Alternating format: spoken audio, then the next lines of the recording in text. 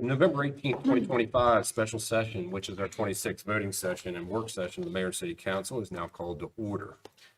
I would like to ask for a motion to move into special session for a vote. So moved. Have a second? Second. Any discussion? All in favor? Aye. Any opposed? Now in special session. Okay. I would like to ask for a motion for adoption of amended rules of procedure. Mr. Mayor, I hereby move to adopt these amended rules of procedure dated November 18th, 2025. These rules and procedures shall apply to all meetings of the mayor and city council to be held by this administration and shall be in effect upon adoption of the mayor and city council. Can I have a second? Second. Any discussion? Sorry. Sure? Yeah. Okay. All in favor? Aye. Any opposed? Motion passes. And that was quick and painless. We're out of special session. Now we're into work session.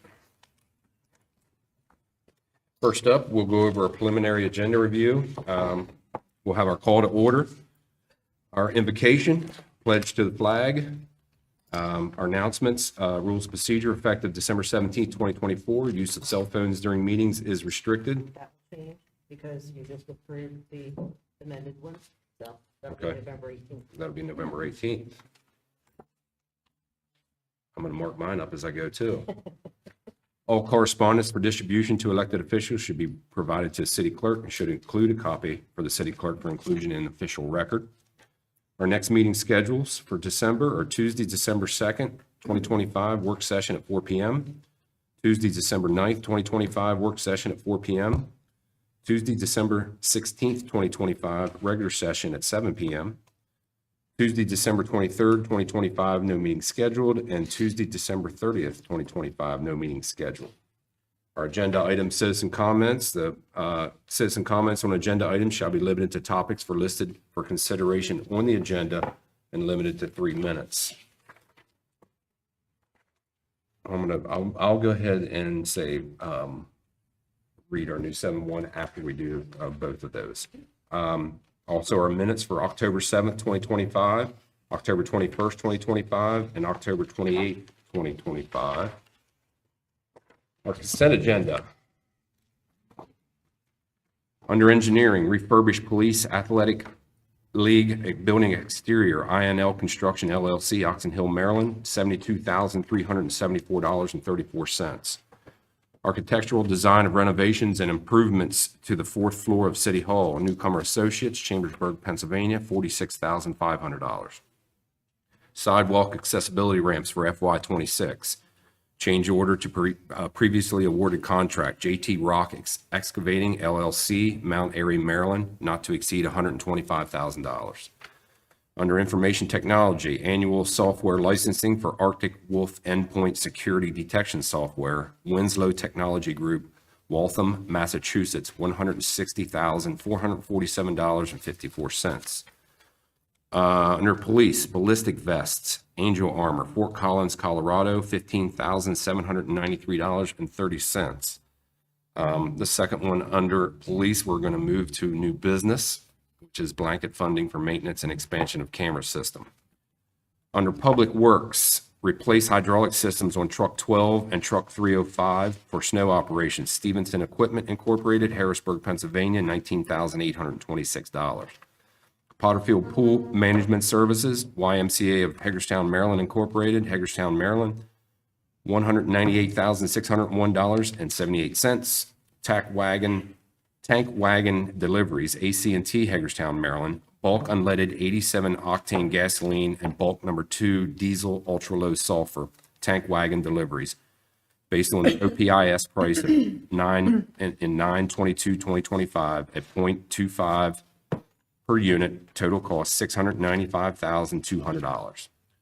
Transport deliveries, Petroleum Traders Corporation, Fort Wayne, Indiana, bulk unleaded 87 octane gasoline at 0.1268 based on OPS price of 9/22/25, average 0.10, bulk number 2 diesel ultra low sulfur .00266 based on PIS price of $922.25, average of .03. Total cost is $695,200.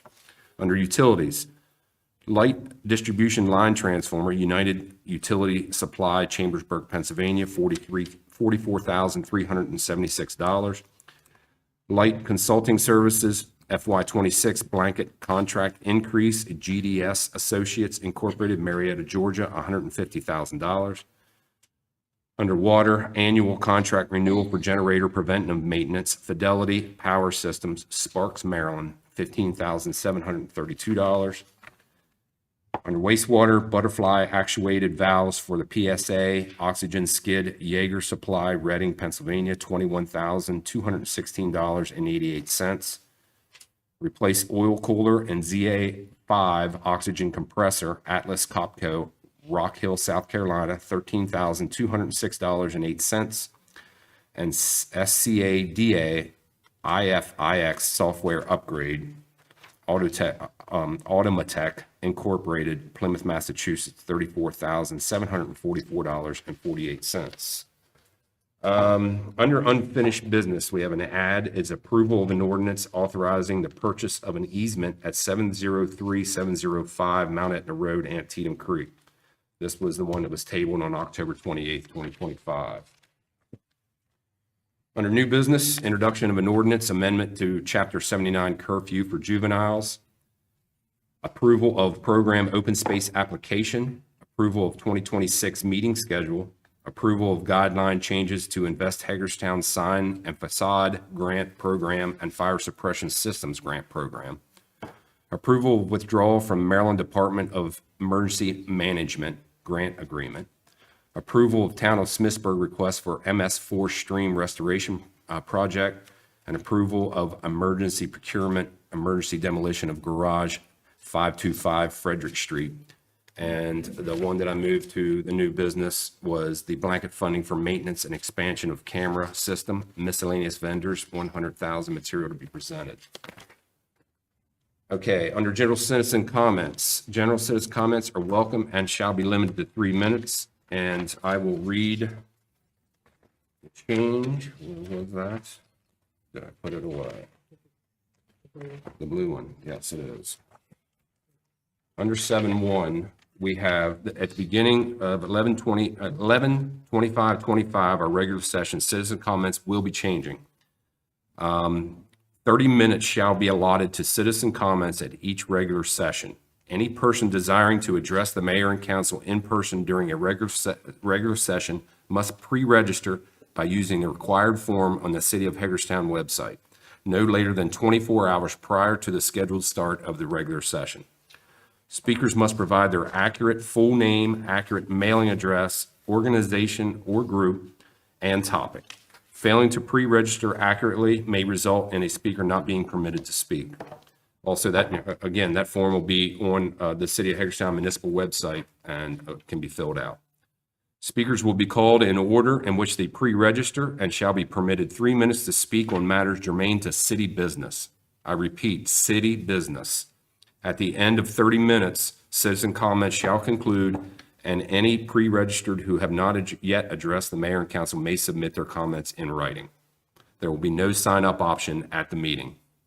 Citizen comments shall be on topics germane to city business and shall be strictly limited to those 3 minutes. If the chair determines that the topic is not germane, the chair shall also instruct or shall so instruct the speaker, and if the speaker does not move to the germane topic, the chair may direct the speaker to end his or her comments. Testimony provided during public hearings may have different time limits and requirements for those who wish to speak. Then we will have our city administrator comments, our mayor and council comments, and then we will adjourn. I have a comment. Go ahead. With us just approving the rules, in section 6.1, order of business, will this agenda be modified to move up the citizen comments now? Yes, there will be one time for comments, and that will be right after, it's where the agenda item comments are now. So, yes, it will It'll be 5. schedule. Okay, Thank you. Okay. We are going to move into the program open space funding list. Mr. Eric Dykey. Good afternoon.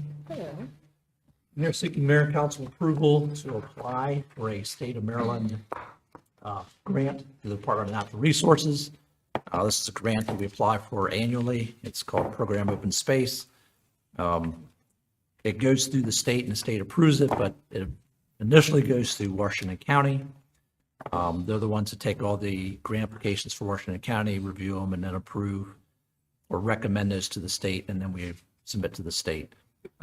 This is not new to the city. We've received hundreds of thousands of dollars through this program. Next year, for fiscal year 27, we're seeking two programs or two projects, which would be the replacement play equipment at Ridge Avenue Playground, and the other is add some a shade structure at the skate park. Currently, there's only one there, and show the skate park is new, and so we're looking to continue to add amenities as time goes on. There's also a 5-year plan in here. We, as staff, we reviewed that and try to get a more realistic plan together for 5 years. They typically request that also. They want to see what's coming in the years out so they can also plan for budgeting and that sort of thing. So tonight I'm just looking for permission to actually apply for the grant, which is due to Washington County by the end of December. I'm good with that. Great. Thank you. All right, Thank you. thanks. Next up, main event grants. Brittany Arizmendi.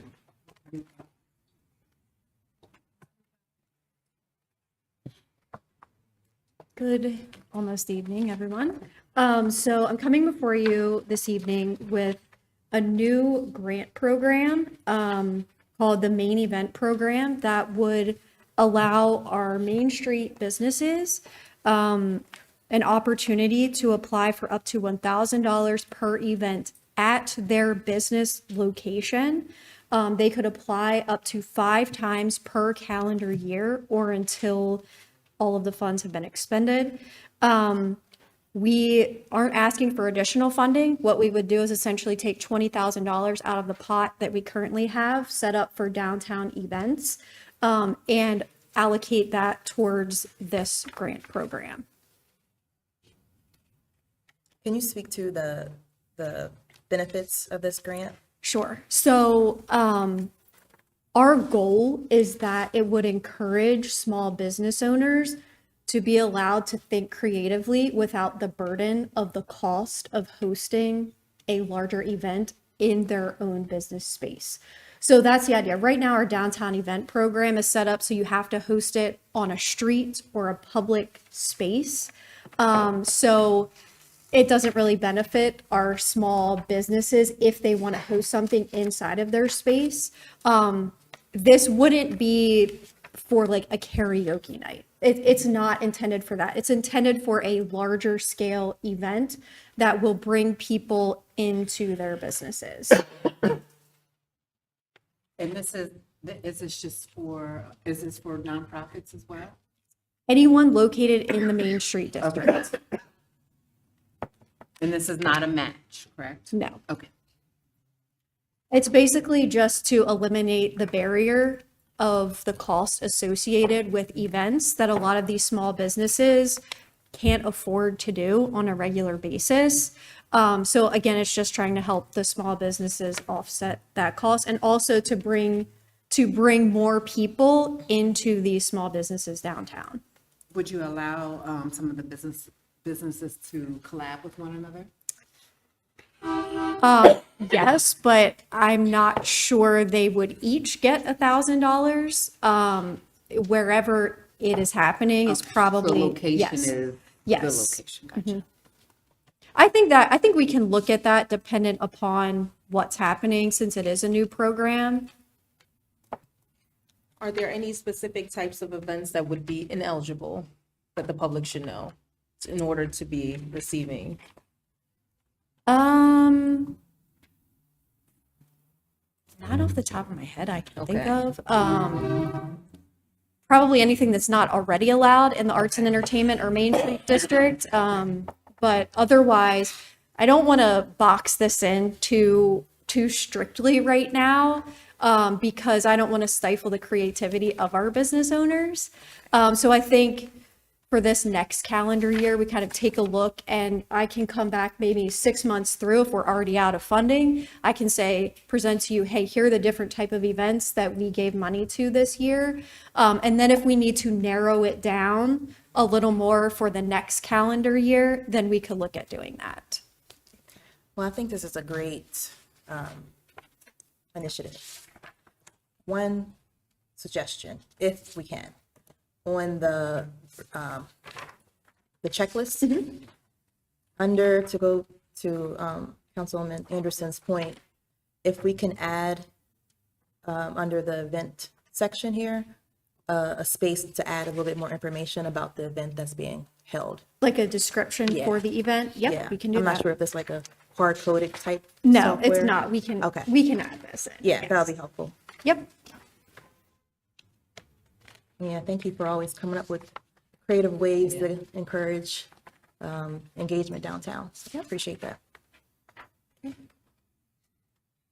other questions? Oh, yeah, when would it be effective? I'm sorry. January 1. Okay. It would run the calendar year, not the fiscal year. Thanks. Alrighty. Thank you.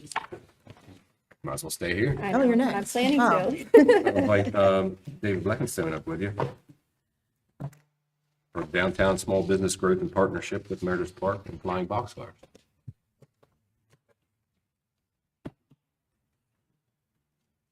Alrighty. So we have David here this evening. This topic was brought up, I think, during Mayor and Council's strategic initiatives conversation. So we've kind of met to discuss what have we collaborated on, what the boxcars have done, independent of the city, in running their functions. But really, we just wanted to open the floor, to see recommendations, provide any answers to questions, feedback. Yeah, so we're just here for an open conversation.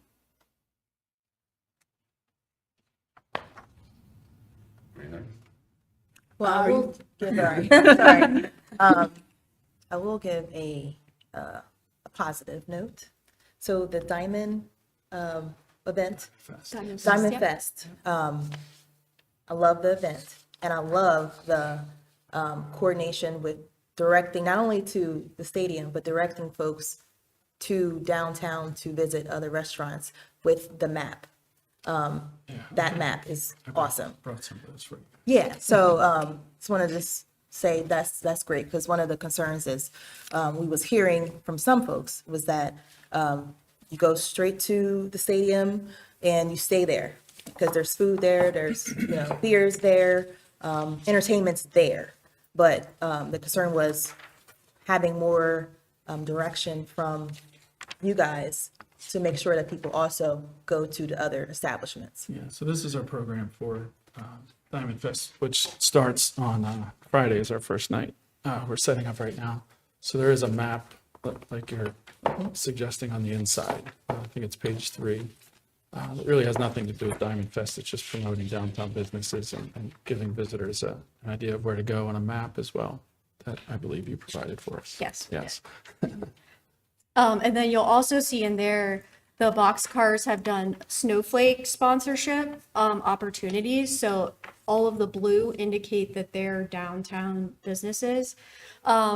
We have also created 2 wayfinding North Pole signs that hopefully will be installed Friday, I think. We're still working on figuring that out. But again, we've met with David's staff multiple times just to figure out how can we get people that are down here at Meredith Park, how do we get them flowing into the downtown and the businesses?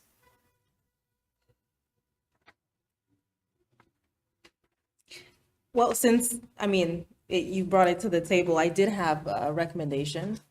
I think I brought this back to someone at your team sometime last year. Being that a lot of your players are Caribbean background, primarily from Haiti or Dominican Republic, if you take Boston, for example, May being National Haitian Heritage Day, they do celebrate the players in that way, whether it's recognizing the players by the jersey and selling it in the stands, just giving them like a dedicated day. And I just feel that we would maybe bring a larger crowd of diversity to to that game in particular, or to your games in general. So it would just be like a highlight game, if that makes any sense. Yeah, no, that makes sense. Every year we have a handful of players from the Dominican Republic. A lot of baseball players come from the Dominican, so I can't tell you what our roster is going to look like next year, but Right. if any indication from the past 2 years, we've had, 4, 5, 6 Dominican players on our team. So yeah, I think that's a good opportunity. Thank you. Is there any way that if it's possible, especially when it's, I like this because I didn't know that this, have maybe like a featured business inside the stadium?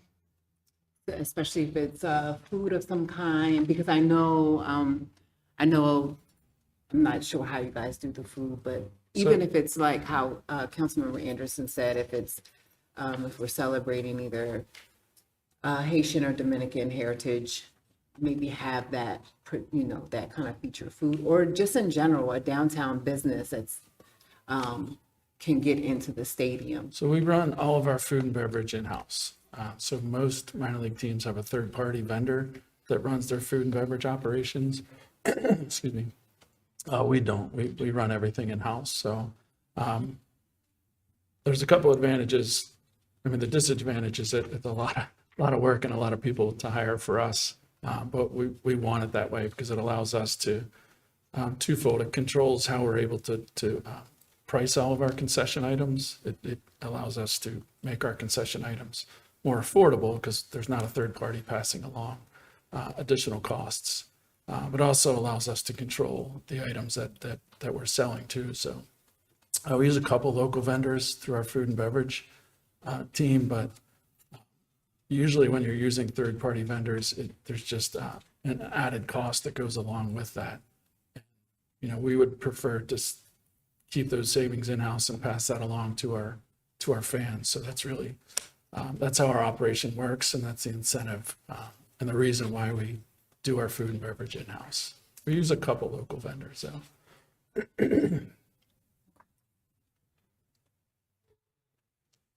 Any other questions? Just one more. Other than this, is there a way that we can highlight them local businesses downtown visibly? Like if you don't have one of these, like when you're entering the stadium, is there a way that we could post all the local businesses that are downtown? I mean, there a lot of local businesses support us. I mean, we are a small business, just like we're according to the Chamber of Commerce, we're a medium-sized business. So we're trying to make it downtown like everybody else is. Absolutely. So there are a lot of businesses that are represented in the ballpark, through the purchase of advertising and the purchase of tickets. We do have a foundation, which we just started this year, which will give us the ability to donate tickets to groups. So we do a number of things to try to involve the community.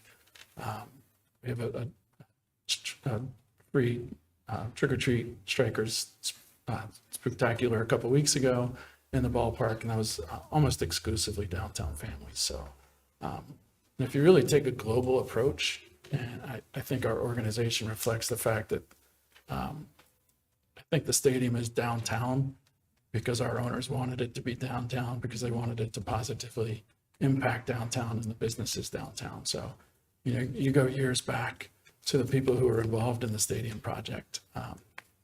It was really first and foremost in their mind. I know when I was working for the Suns decades ago and we were trying to get a new ballpark built, at that time, we were looking at property off of I-81 that the city was considering annexing at that time. That really wouldn't have impacted the downtown businesses. This project does. I mean, we're bringing over 200,000 people downtown. So, and again, we're a small business, a medium-sized business like everybody else. So we're trying to make it like everybody else is. And our staff does a great job, and I think we've been really successful so far. And, I hope the community appreciates that. And as a side note to that. So this map is set up specifically for Diamond Fest, but we intend to create one for the season that has all of the businesses, and we'll do a QR code, probably somewhere close to Meredith Park, whether it's on a fence or whether we create our own signage. But we already have that on our to-do list. This is a new technology that we just started using like 2 weeks ago. So we intend to use this for, like, we have cookie crawl in a few weeks happening. We're going to have a map set up for that. It's very easy to use. It's user friendly. So hopefully it might take a little bit of time for people to get used to working and how to navigate it, but it's very easy to use. And that's all. I We was had maps at all of our asking. concession stands this year as well. And that's what I was just asking, like, if someone doesn't have this, you know, so thank you for that, you know, just, regular person coming in, maybe just wanting to know all the businesses that are downtown. If it wasn't this, how would Yeah, they? I mean, we had, I don't know if it was that map, but we did have a map similar to that, placed at all of our concession stands and our merch store throughout the season as well, promoting all the downtown businesses. So I mean, it's like, we're in this together. The No, I more think- successful yeah. we are, the more successful downtown is, and the more successful downtown businesses are, the more people that are attracted to downtown that will be likely to come to the ballpark for any event, whether it's baseball or a concert or light show, whatever it may be. And we've really tried to be intentional from our office about notifying the business owners who are downtown, like, hey, here's what's coming up. This is, so like, we can't plan things for all of the other businesses, but they can see, hey, here's the list of upcoming events. I'm going to piggyback off of this and do whatever it is in our small business. Like, for example, Brick Tavern, they aren't being part of the cookie crawl, but they're going to offer free, kids eat free that day. So it's just, you know, getting the businesses to think of creative ideas that are in partnership with things that, whether it's Meredith Park, whether it's downtown Hagerstown Main Street, whether the Maryland Theater is having a big event or someone else, a festival. So again, it's just how can we all be working and moving together, and building off of each other. I think we're getting there. I think little by little, it's working. I just love the map, because we talked about this. We did. We talked about having something tangible with your hand that you can find out where to go for bagels or whatever. So That I'm was, excited. so this one for Diamond Fest is specific to which restaurants will be open after. Perfect. So not every single business downtown is listed on that. There will be one that has all of the downtown businesses. So like for Cookie Crawl, the 22 businesses that are doing that, they'll be on that map. But again, we'll have different maps throughout the year for different events. Yeah, I like that. And then just another idea to throw out there. Sorry to throw these ideas your way. I have you one time. Another one would be, I just would like to see you, not you, but the stadium have more initiatives with the city. So like another one would be with like our youth council to maybe have them out at one of your games, whether it's throwing the pitch or, you know, introducing something out on the mic. And then same thing for like mayor and council as well. Maybe for like an opening game or ending of your season game, but just to show the city that, like you said, we are working together. We all love the stadium. And we're glad that, you know, you guys are a part of Hagerstown. Yeah, I mean, those are all great ideas. I would love to have the youth council out there to, you know, meet our staff, maybe meet our players during the season. Right. Absolutely have them throw out first pitch. Yeah, it's a really, really great group of kids. Thank you. Anything else? Good. Great. Thank Thank you, you. guys. Appreciate you. it. Right.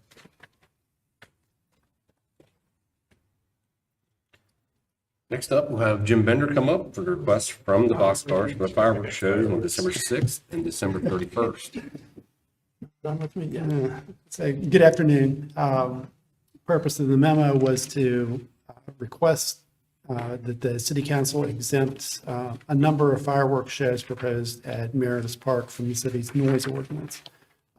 You know, the noise ordinance allows shows like this to go on, but the council has to grant the exemption to do it. It's pointed out to me, my memo is in error, but there is a fireworks show related to the donut drop on New Year's Eve, but that has already been approved and there's already a permit for that. But the shows that are, that need to be exempted is a private show on December 6th of 2025. And then the memo on the back has a list of the proposed fireworks dates related to Flying Boxcars games in the 2026 season. So there's a primary date or a, preferred date for all of those, which is Friday night. They're requesting that in the event of a rain event, that they would be permitted to set off the fireworks the following night on Saturday night. For all of those dates, with the exception of July 2nd. July 2nd, there is no rain date for that event, just because there's going to be so many other fireworks shows going on that weekend with the 250th celebration that it's just not feasible to do a rain date. So we actually talked about this last year. It rained like every Friday last year. So we came close to having to rain out a couple of fireworks shows on Fridays. And we really would have been unable to reschedule those so quickly the next day. So it was recommended to us that we actually put a rain date on the permit. So the permit doesn't include the date where we're shooting. It would include a potential rain date if we do get rained out on a Friday, just to bump it to Saturday. So we're really trying to protect ourselves in that regard, to just be able to move it from Friday to Saturday if and when we do have to cancel a Friday night game. I guess the one thing that goes with that, it's, if we get into a situation where there's a rain date, then it may mean some extra time for the fire marshal's office, because they are going to be scheduled to work Friday night, and then if it gets delayed, they may have to have staff there on Saturday night as well. That council? That's understandable. Like I mentioned, every time we get this request, just make sure to publicize when the fireworks will be, so the residents know, to make sure their dogs are away or all that stuff. So, Yeah. 100%. thank you. Sure. Everybody good? Yes, All right. Thank you. thank you, thank you. Next up, Local Government Energy Modernization Grant, Nathan Frydinger.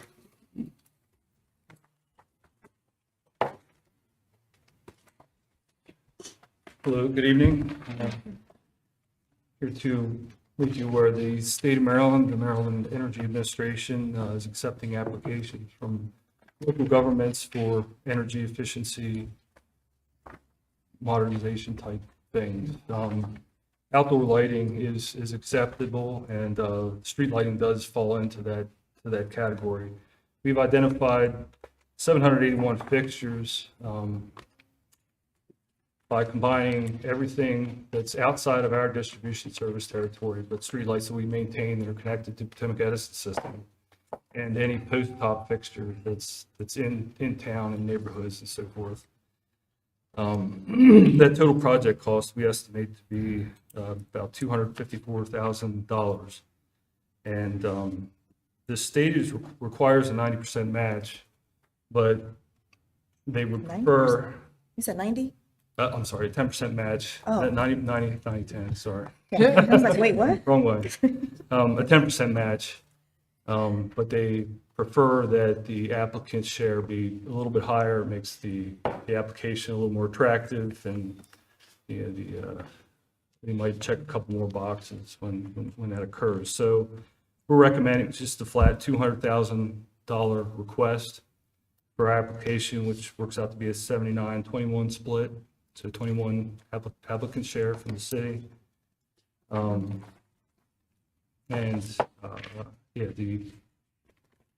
The application is due December 5th. So here this evening, just to get the okay to file for the application, we'll come back later with the state's response and our recommendations and material requests for purchase. Okay. Very good. Very good? Yeah. Thank you very much. Yes, sir. Thank you. Next up, proposed Invest Hagerstown Sign Facade Grant, Fire Suppression System Grant Guideline Update. Good evening, everyone. Mr. Chris. Hello, Chris. So here to discuss some proposed guideline updates to the investigator sound facade grant, as well as the fire suppression system grant that we have currently funded through the Strategic Demolition Fund, State of Maryland pass-through grants. So this is based off of community feedback that we have received, speaking with businesses, property owners, and just overall taking another look at the programs that we have, just to see how we can either streamline them or make them a little bit more accessible as well. So going through them one by one with the sign facade grant proposed changes, looking at expanding the grant to the full city center mixed-use zoning area, what we call the downtown, and not just the Main Street district within it. Proposed expansion to make residential buildings eligible in addition to commercial and mixed use. That's something that many other jurisdictions across the state have in part of their guidelines. And proposed expansion to allow nonprofits to be eligible for the sign facade grant to improve downtown aesthetics specifically. And then under the fire suppression system grant, proposed expansion to make residential buildings eligible as well. That's something we have received a lot of feedback on, especially people who might be converting old warehouses into residential buildings. That triggers new fire code that requires sprinklers to be added to those. Proposed increase the grant award amount from $7,500, to a grant of $7,500 to $50,000 max. Essentially just reducing the component itself from two separate components, component A, component B of inside-outside kind of grant, and a cap of $40,000 combined, just streamlining it to one application. You tell us what you're trying to do, and a grant of up to $50,000. Once again, Downton's purpose is just to streamline it overall, and really assist with whatever kind of fire suppression needs someone is trying to do for their properties overall. I have it broken out with color coding for each grant application for each of those sections for make it a little bit easier to see what the proposed guidelines might look like forward. And I'm happy to take any kind of questions you might have. Any questions? No? I mean, I don't think this is a question as much as it is a position, but you're saying that we now, or the proposal is to include nonprofits in the commercial sign and facade project grant? That's correct. And the primary reason for that is we took a look at nonprofits as a whole. We have received a lot of feedback, and we have looked at some of the applications ourselves, that nonprofits, they are eligible for quite a bit of grant money that's out there as a whole. However, typically aesthetic and facade specific improvements are actually ineligible uses of funding for those. And in order to just help line up the downtown as a whole, which is the purpose of the facade grant, just having some kind of an avenue that someone like the Arts Council, for example, might be able to apply for that grant, and maybe they could use it for a mural for the space or a new signage, just make sure that people know that they're there. Or a nonprofit might have a building that the windows are kind of in disrepair, or overall paint chipping, and they can't get grant money elsewhere that would help cover those costs, and it's not very aesthetically pleasing compared to the rest of the downtown area.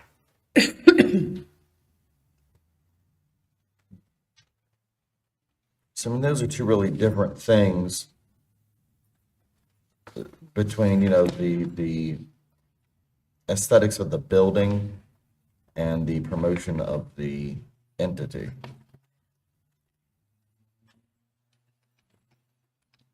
Right, and currently, currently the sign facade grant program is broken into those two components, where a business or a property owner, for that matter, could apply for either of those two components individually. A business owner can apply for window vinyl projecting signage to notify who they are, or for that matter, just do a nice new paint job for the facade of the building itself. Whereas a property owner could just, they are repointing brick or replacing windows or whatever other kind of facade improvements that they might be considering. How much total was in the pool for the pool? In the pool of the funding itself, Yeah. I had to take a look again. I believe it was about $25,000. I would have to double check and can confirm on that. But I will say year over year, Sound Facade is typically one of the programs that does not expend funding as much as the other buckets do. And typically at the end of every year, we open up the funding levels for first come, first served basis, and that's typically where money is redirected from.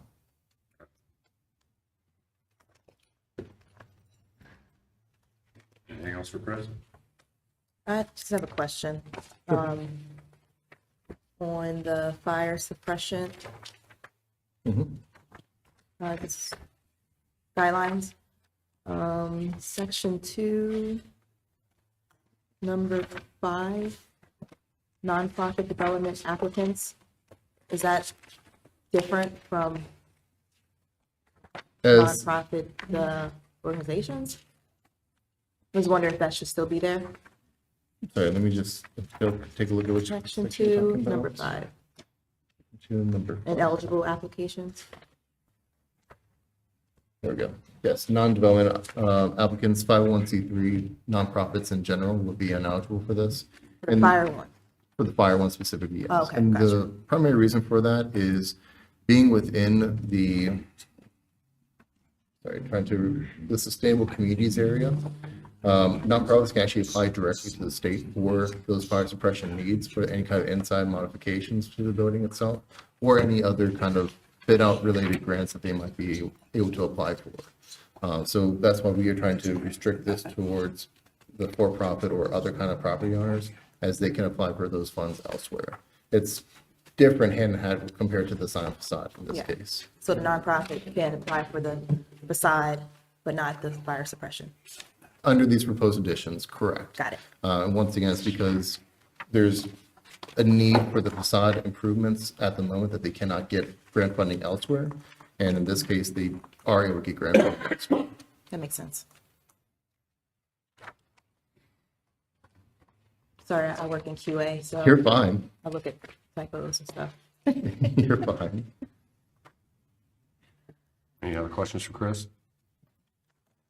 You good? Everybody good? Okay, Right. We will make sure this is on the agenda for next week for voting. Thank thanks, you. Chris. Thank you. Next up is a follow-up on the public hearing, the rezoning application ZM 202502, Lorich Tract, 1912 Day Road. Mr. Steve Bachmiller? Good evening. I'll give you a really quick 30-second recap. You had a public hearing last month on this issue. Property is roughly 93 acres, divided into two zoning districts, the NMU and the CG. That is reflected in the inset in the bottom right corner of the photograph that's on your screen.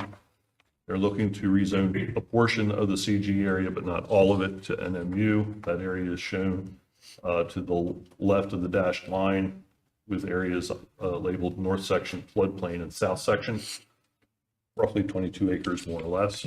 The two areas that are shown in orange would remain CG. In order for the rezoning to be approved, this body needs to determine that the applicant made one of two cases for the rezoning. One is called a change in the character of the neighborhood, or the other one is mistake in the current zoning. They made no argument about the change in the character of the neighborhood, relying entirely on mistake. And the second part of this is if you determine that they've made their case, determining whether or not the proposed zoning is the appropriate zoning for the site. And they're looking to just extend the existing NMU zoning to that area that's being rezoned. So they're not introducing a third zoning district to the site. So with that, we need direction from you all, whether or not you're inclined to approve it, so we can prepare a decision in order. And if you approve, one way or the other, if you approve it or not approve it, we still need to do a decision in order. And if you do approve it, we need to then also do introduction and adoption of a motion to amend the zoning map. Does the applicant still have included within their request the condition that if, what does it say, if the development falls through, it reverts? Yeah, basically, it doesn't take effect until after the property transfers, because the applicant is actually a contract purchaser. They have it under contract to purchase from the The Harrison Estate, has no objection to it, but they don't want the rezoning to go into place and then for some reason the contract fall through and they're stuck with, in their perception, stuck with property that's been rezoned in the way that it is.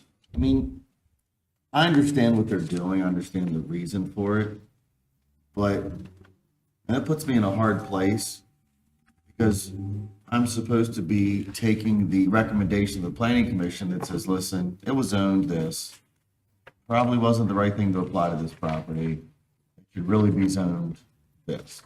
Buying the applicant's argument, right?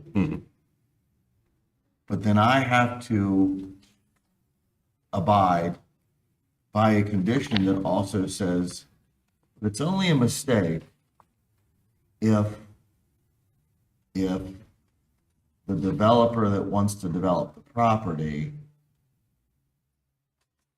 is the developer developing the property. It's hard. In other words, for me, you have to meet the merits of those two avenues. One being that there's a change in the character of the neighborhood, which I said at the hearing, I feel like you could easily make that argument. You look at the dual highway, it is not the dual highway of 1978, right? It is a completely different thing now. Everything that's there now was not there then. But they're not making that argument. They're making the argument that we made a mistake in what we zoned it during our last comprehensive zoning, right? Which is a much newer period in time. And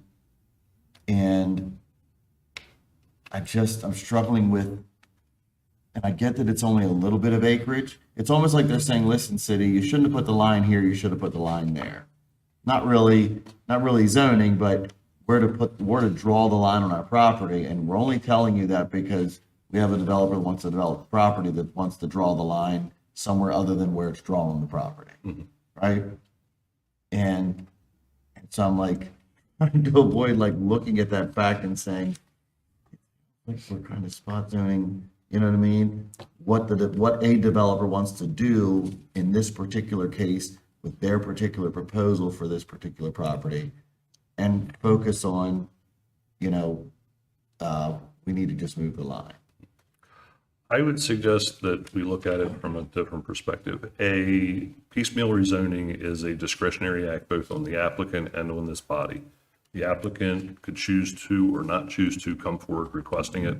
And even if they do demonstrate that there may be a mistake in the zoning as they're arguing, just because you may find that convincing does not obligate you to approve the rezoning either. So if you were to, staff doesn't see a problem with the condition, because what would end up happening is the rezoning in this particular application would fail because they didn't meet that deadline. And if somebody wanted to come back and go through the process again using the same argument, we actually have a paper trail justifying at that point without the open-ended. So staff has no real issue with the timing condition. It's basically intended to protect both parties, both the seller and the buyer. The seller wants the uniform zoning because they have a uniform development plan that they're processing for the site. And the owner doesn't want to get the property rezoned and then have it not sell, and then they are retaining the property that's got a set of zoning conditions that they had not planned on previously. I guess I just look at it though, let's say this doesn't go through and it reverts, but let's say it gets, halfway through the process. And for whatever reason, we see this with development all the time, right? Something goes south and a development doesn't occur, and the surrounding area has impression of, they think that something's happening. But that something ends up not happening, and it goes, well, it can't happen now because it's back to square one.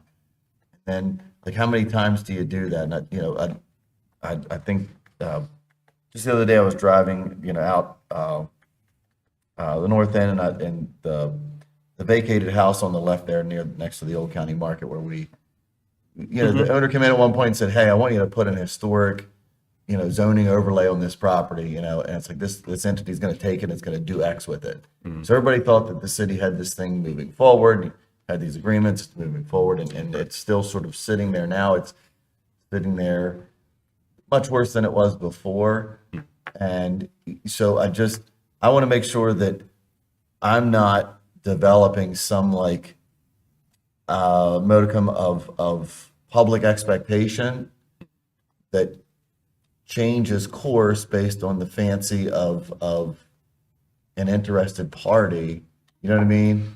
I don't think we're going to have In a that. repeated fashion. Yeah, I don't think we're going to have that in this situation. The property is under contract. The contract purchaser has processed a sketch plan already for the development that the planning commission has conditionally approved, subject to this zoning going into place. And they have their engineers right now working on the development plan, which is essentially the site plan, the actual engineering of the site.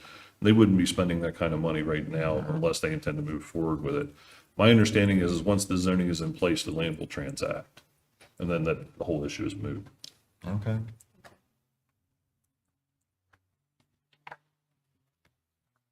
Okay. Any other questions for Steve? Everybody good with this? Yeah. Well, just so we're clear for the record, what is good? You all are determining that a mistake was made, therefore we can draft up a decision in order using that terminology. If you're okay with that? Yeah. Yes. Okay. Yep. Thank you very much. Yes, sir. Thank you.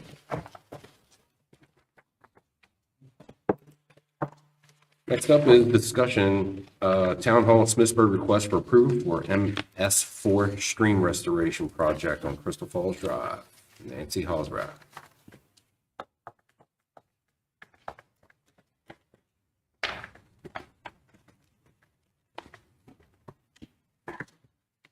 Good evening, Mayor. Hi, Nancy. We received a request in September from Brian Brandt, town manager for the town of Smithsburg, for consideration to allow stream restoration project on Beaver Creek on the Brickner water treatment plant in Smithsburg. I think everyone's aware that the Brickner plant was annexed and is located within the municipal boundaries of Smithsburg. The stream, of course, runs across the Brickner plant property. For the town of Smithsburg, this is the only stream project that they really have available to them. There's just not any other stream running through municipal boundaries. And so this, for the town of Smithsburg, this is a very important project to them. The project is at no cost to the city. The town would be responsible for 100% of the construction cost, 100% of the site restoration costs, any work that would need to be done to restore our property to its original condition, as well as any long-term maintenance to the stream restoration project that may be needed over time. I touched base with Jim Bender just to make sure that this was not a project that that the city would necessarily consider for our MS4, and Jim did convey that we have a lot of stream projects within municipal boundaries, and that he really didn't have any objections to this project. So I did include the letter from the town of Smithsburg, as well as just a graphic that shows the location of the stream, as well as the blue box is the area where they would be doing the stream restoration work. RK&K is their engineering firm, and they have submitted a grant application to help fund this project. And of course, if mayor and council are on board, I'll have a motion ready for vote at the regular session. So with that, is there any questions? So just to be clear, they're assuming all responsibility, Yes, they are. and there's nothing that they need or want from the city of Hagerstown. Just access to the property. Okay, that's all. That's it. Do we have any subgrade utilities in the project area? We do not. The only thing that I was initially had a little bit of concern about, which is not impacted by this project, is we have an MPDS permit that we can discharge into Beaver Creek downstream of this project when the Brittner plant is in operation. But this project in no way impacts that discharge.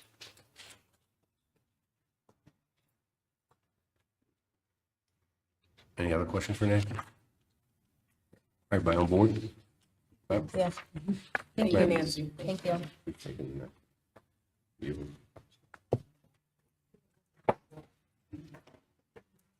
want to take it? Take what? The calendar. Sure. All right, next up is mayor and city council meeting schedule for 2026. Got a nice one. All right, unless you want to go to a meeting once a month. Okay, so we went ahead, we didn't think you'd do that. The meeting schedule for 2026, really to point out where there's no meetings, January 6th, March 31st, because it's an extra Tuesday in the month. June 16th is MML. July 7th is 4th of July week. September 29th, again, is a 5 Tuesday month, so we only need 4. October 13th, fall conference, and then the 2 weeks at Christmas. Everything else is pretty standard. And still Tuesday, so I like it. It's still Tuesday. And until you all want to change it, it's still Tuesday. Still Tuesday. Still 4 o'clock? Ish, okay. Yeah. Be on time. All right, so we'll go ahead and make this official. Yeah. City administrator. Goodness. Light speed today. I sent out to you a couple days ago, 2 bills that Senator Cortman is looking to pre-file, and he would like to get your blessing on them. The first one has to do with the tax exemption for the Hagerstown Fieldhouse and the forgiveness of well, I won't say forgiveness because we don't do that. The exemption of taxes for FY '24. We've talked about that in here a couple of times. It's usually been a 4-1 with y'all. If it stays that way, then we can give that support. The other one is Juveniles Truancy Reduction Pilot Program. What this does is enables the Circuit Administrative Judge of the Fourth Circuit, which is us, to establish a truancy reduction pilot program in juvenile court in Washington County. This is done in several other counties in the state of Maryland and has shown some pretty good success. And they would like to have the administrative judge here the ability to create that same program. So I'm just looking for a nod that I can let them know that these are good. Yes. Okey dokey. Thank you for that. Just a couple other things. As we heard from Brittany Diamond Fest, is this starting Friday, 5:30 to 9. It's going to be every Friday, Saturday, and Sunday through the holidays. The same time, 5:30 to 9. Holly Fest is also Friday night, 11/21 at 7 at the Maryland Theater. Holiday Market is on Saturday, the 22nd on South Potomac Street from 2 to 6:30. And towards the end of the Holiday Market, we will do the downtown tree lighting from 5 to 6. So we start kicking off the holiday season early, and look on HagerstownMD.org, and you can see a full list of not only community engagement, Main Street, Hagerstown Main Street program events, but also Parks and Rec. That'll really start up the next weekend with City Park lights being turned on. So fun time. That's it. Councilwoman Bell. I don't have to. Councilman Flaherty. Yeah, sorry, I missed the Bethel Gardens Town Hall last night. I heard it went well, and I'm glad the city, did the first initiative doing the town halls, because I think we should do more of those. So I'm glad that residents got to voice all their concerns and things like that. Councilwoman Anderson. Nothing for me tonight. Councilman Alshire. Nothing. But not least, Councilwoman Burnett. So when we went to vote on the revised rules of procedure, I caught myself during the discussion because I wanted to be like, remind everyone or remind this body or staff when we post, to make sure we post the revised procedures, including the synopsis that you gave was really great. So if we have that like high level, that would be awesome. But it was too soon. So I caught myself. And I like to also reiterate the town hall at Bethel Gardens. A lot of people showed up, and for me, it was really important to hear from the residents, but also hear from us on what we're working on as a city, and having the community partners there was really, really good. I don't recall having that many partners when we done a town hall before. So that was great. And also having Delegate Schindler present. And at the end, when we ended, it was more of like a getting to know each other, because there were some new faces in the room, some new initiatives that was brought up, and people just mingled around and traded business cards and just, built that relationship, that camaraderie. So I want to thank Councilwoman Bell for the initiative, the organizing, and going to the churches and going on the street and making sure people showed up. So thank you so much. That's all. I would also like to thank Councilwoman Bell for organizing that last night. Now, it was great, but I wanted to add one last thing to it was, I think it was very advantageous for everybody there to hear from us as well of what we can and what we can't do as a city. There was, sometimes there's confusion of what our police department can do, and I think everybody left with a good understanding of what we can do and what we can't do. Second thing, Chief Tobacco and the Hagerstown Fire Department, as well as myself, and went out to celebrate a little young man that his name's Kenneth Cavender. On October 17th, his house caught fire, and he was able to alert his family and get him out in time. It's right around the corner from where my business is. And I can see it every day when I go by, and I told him today that's a reminder of how much of a hero this little kid is. And also there was the Children's Village. He learned all these skills to be able to do what he did through the children, attending the Children's Village. So I wanted to thank Chief and everybody for putting that on today. That was great. And last but not least, last Tuesday, we didn't have council meeting, but I wanted to thank Councilman Alshire and Councilman Flaherty for coming to the Morris Frock Post 42 for the Veterans Day celebration. And thank you, Councilwoman Bell, for attending and coming to help us lay wreaths at all the memorials around town. It was a great celebration at Morris Frock, and it was well attended as well. And that's it for me. Do I get a motion to adjourn? So moved. A second? Second. Any discussion on any items tonight? Okay, we're adjourned.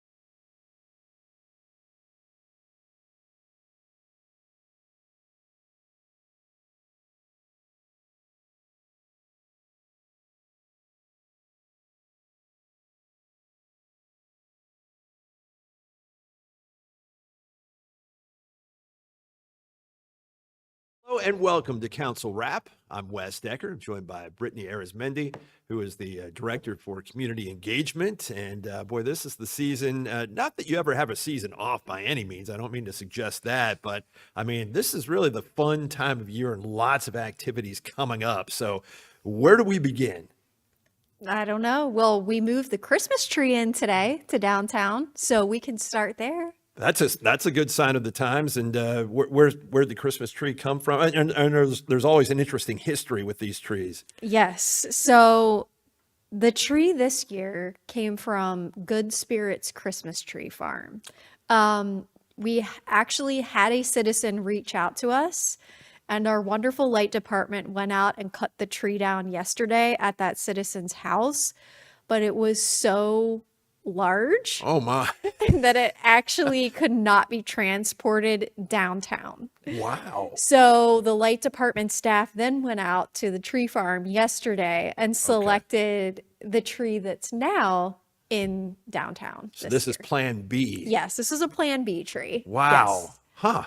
Man, I mean, I feel like this is like National Lampoon's Christmas Vacation or something. I mean, trying to get this tree into where it needs to be, but light department, or rather public, was it Public Works? It or was light department. Yeah, Yep. light department said, yeah, that's just not going to work for us. So, yeah, well, we've overcome one hurdle. Yes, we To have. start the holiday season, but getting the tree in place is Mhm. certainly the big centerpiece of a lot that goes on. Yes. So we have that happened today. We're doing 3 small business grand openings tomorrow, which is exciting as we lead up to Small Business Saturday. So the city had received funding from the state for Project Restore 2.0. So all 3 businesses that were doing grand openings tomorrow were recipients of funding from that grant. So we'll be at Juniper Cafe at 11 a.m.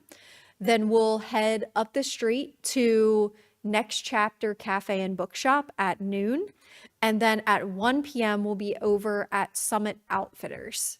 Wow. Yes. Man, that's an eclectic list of businesses Yes, it too. I is. mean, all sharing, a similar grant, but they do much different things. Yes. So that's really cool in and of itself. I mean, that's exciting here as we get into this holiday season. As you said, I mean, right in time for Small Business Saturday too, which I know has, sort of taken on a whole different light, at least from my perspective, since COVID occurred. Mhm. It seems like, it's garnered a little more reverence, I think, in terms of people shopping, because at that point in time, obviously, a lot of businesses weren't able to welcome patrons in. But at the same time, I know that a lot of folks who would shop locally to begin with really enjoy that facet of holiday shopping. So whether it's easier to shop online or not, with a lot of these local businesses and certainly the business owners themselves, and a little bit of what you talked about in the meeting tonight, coming up with some creative ideas on how to promote yourself and perhaps how to tie into other promotions that are going on in the city. That's pretty exciting. Yes, we're very excited. So that's tomorrow. And then that leads us right into the weekend. Friday night, we'll have Holly Fest, which is youth performance at the Maryland Theater. That is actually sold out. It's a free show, but it's ticketed. So all tickets have been accounted for this year. At capacity. At capacity, Wow, yes, that's which awesome. is exciting. Mhm. We have 10 different acts performing in Holly Fest this year, which is exciting. And this year we've added, typically it's just dance studios, but this year we've added a few vocal and instrumental pieces as well. And during intermission, which I really enjoy, the Barbara Ingram students from the Computer Development and Game, I always mess up the acronym, but the CDGA program, and animation. That's what that is. Animation. I think we have 17 different submissions. So these students have created different landscapes or different animations that actually play during intermission. Wow. So that's a really cool part in how we incorporate students in this as well.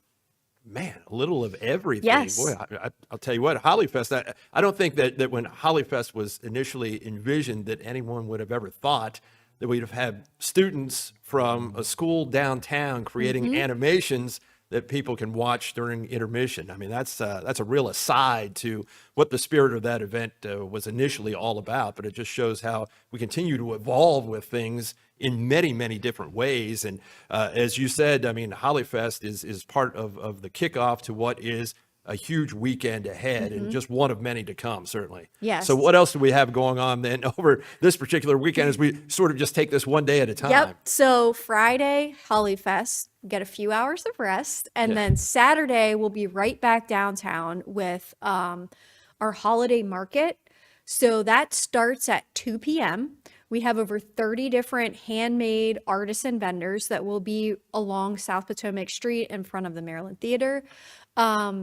We also have had one of our downtown small businesses reached out to us asking, hey, I'd like to do some mini holiday photos. So that's a new experience. Audrey Rouser Portraits. She will be inside of Potomac Walk. This is something you have to pre-register for, which is on Facebook, Downtown Hagerstown Facebook. I had to think. It may be on our I think it is on our website as well, downtownhagerstown.org. Okay. And we have on that website, we have a tab specifically for holidays. So underneath of there, if you navigate there, you can see everything that we're doing. Well, be ready to spend some time. Yes. But these holiday minis, it's free, but you have to provide a donation. So they've partnered with 2 local nonprofits, Children in Need and It's a Blessing to be a Blessing. So the families that are getting their portraits taken, they can either bring food or clothing to donate. Okay, very cool. So I think she's almost at capacity for photos. Santa will also be making an appearance for photos there, which then leads right into the evening, which is our downtown tree lighting. Santa will be making an appearance there. He will be inside of Create a Candle for photos to take with your cell phone. So free photos, you can pop in and get a photo with Santa. That starts, I think, around 4:30. Okay. At 5 o'clock is when we start our tree lighting ceremony. So the North Hagerstown High School Band will be performing, their jazz band. There will be free coffee out front of Cannon Coffee served by volunteers from the Hagerstown Youth Council. We have some free Jingle Bell necklace giveaways that will be at the downtown Hagerstown tent. And then we have a graduate of Barbara Ingram who he will be singing a song right before we transition into the lighting of the tree. Wow. Is anything going on? I mean, there's Nothing at all. Man, that's a lot happening in a Yes. short period of time. So if anyone is ready to get into the holiday spirit, even if you're not, just come downtown because I think the spirit will envelop you Yes. over the course of Friday and into Saturday for sure. And then, of course, I forgot to mention, the Flying Boxcars are offering a new holiday experience That's right. downtown That's as well. Friday is Yes. right? Yeah. So Okay. Friday is the first night for Diamond Fest. I think tickets are $10 to that. So that is a ticketed event. But you can get those online at, I think, diamondfest.com or org. And that looked pretty cool. They Yes. have, I believe they have a train on the warning track. Yes. I was intrigued by that right away. We are actually treating our Main Street volunteers to the Igloo experience as our thank you for the year. So we will be there Sunday Okay. to kind of see what that experience is like. But we're very excited and hopeful that this will bring a fair amount of people downtown for the holidays. And then there's more to come after that. Is the following Saturday then? Is that Small Business Saturday? Yes. Okay. Yep. So okay. Small Business Saturday, we will be doing a holiday pop-up shop. That will be at 6 North Potomac Street. So we'll have about 10 vendors inside there. And then several of our small businesses will be offering deals and discounts that day as well. And then as we progress into the holiday season, we will have the pop-up shop every Saturday. I think it's through December 13th, I believe, is our last day for the pop-up shop. Okay. Which is also the same day as a cookie crawl. We are also doing a Merry and Bright holiday bus tour. And then, of course, you have the city park tree lighting. So, yes. There is so much to come, and it's so cool too. Once all of these lights are on, not only downtown, but as you mentioned in City Park, I think the way that the park is illuminated now and has been for the last several years, with the music being part of that, supplementing the lighting and interacting with the lighting in a big way, and just a lot of cool things to look forward to as we head into the holidays, and of course, coming off the heels of the big event, the celebration of Jonathan Hager, and I mean, your department has fingerprints on so many different things that are happening. I mean, you mentioned some of the grand openings, so it's never a slow time for community engagement. Never. No. We don't ever stop. No, you do not. And it's really impressive. And I think point out to people once again where they can go to find this information. I know there are several different places, perhaps depending upon what they're looking for, but kind of just, point us all in the right direction here so that we can, don't miss any of these things. Sure. So for those who may not do internet, social media, we have postcards that have a list of all of these events. So if you enter City Hall, right outside of the security desk area, we have those postcards available to the public. If you are a social media person, Facebook and Instagram, you can follow Downtown Hagerstown, and we post pretty much everything there. And then our Main Street website is downtownhagerstown.org. There is a tab specifically for holidays, so that lists all of the different events, and then each event has a different page so you can see what's going on. And I know we've talked pretty much exclusively about community engagement here. I know Amy Riley, who is the city's recreation coordinator, was going to be here, but we didn't exactly coordinate schedules well here this evening. But nonetheless, I know one of the things that she had talked about that she wanted to mention was the upcoming year ahead, once we get past the city park lighting and everything. And that is the 100-miler. Yes. Because it's never too soon to start thinking about that. I know my mind goes in a lot of ways to food consumption over the holidays. How do you combat that when you come out the other side? Well, one of the good ways to do that is the Hub City 100-miler, a mile a day for 100 days. I know it sounds a little bit daunting when you hear the 100-miler. Oh my gosh, I really need to commit to this in a big time way. Well, yes, you do commit, but it's nothing that you can't handle. I think most anyone can handle this. And again, there are so many ways to get your miles in. It begins on Friday, January the 9th, and that is 2026. So keep that in the back of your mind, again, as we head through the holidays and into the upcoming year, because I know there are a lot of local businesses, agencies, organizations who encourage their employees and those that they work with on a daily basis to be part of this. And certainly it's great, from the standpoint of fitness and again, maybe shedding a few pounds, but there are also prizes to be won along the way too. They give out some good prizes too at their finale. And I don't understand. Yes. I don't understand how I've never gotten one single prize. I mean, I've been part of this every year. As far as I know, I'm eligible, unless I don't know. Maybe this is your year. Maybe they're putting a big X by my name. I don't know. But there are terrific prizes, and again, it's a great event from start to finish. As you mentioned, the big finale, but there's also the kickoff event. So there is that too. So much going on here over the next number of weeks and the next couple of months, really.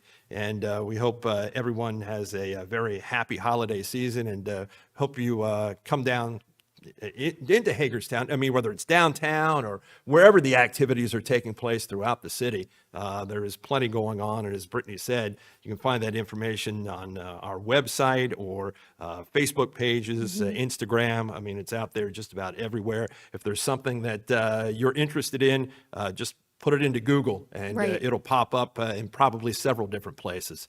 So again, thanks for your time, your insight, your expertise. And have yourself a very happy holiday season. Thank you. And we hope that everyone else will. And Yes. I don't know if I'll see you again before the holidays or not, but if not, have yourselves a happy holidays. And I'll look forward to seeing you next time here on Council Wrap. For now, that is a wrap.